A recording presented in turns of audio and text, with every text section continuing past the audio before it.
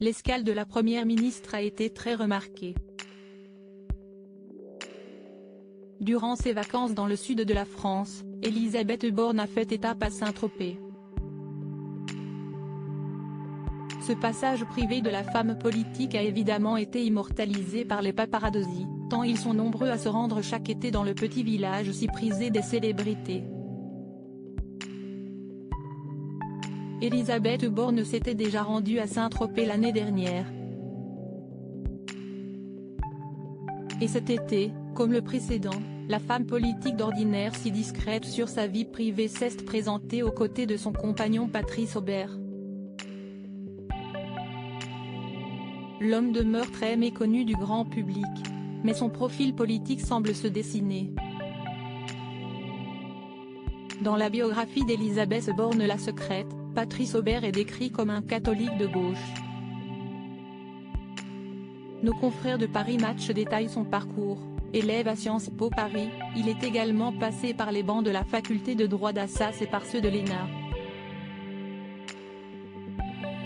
Contrairement à Elisabeth Borne qui n'a jamais été encartée dans un parti politique, son compagnon a été adhérent au Parti socialiste.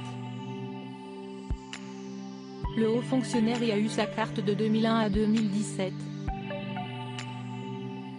Mais son profil politique semble plus complexe. Elisabeth Borne, Bruno Le Maire.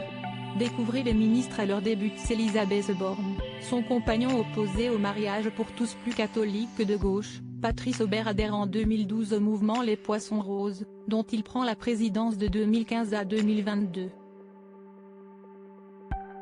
Or, si ce mouvement soutient François Hollande dans la course à la présidentielle de 2012.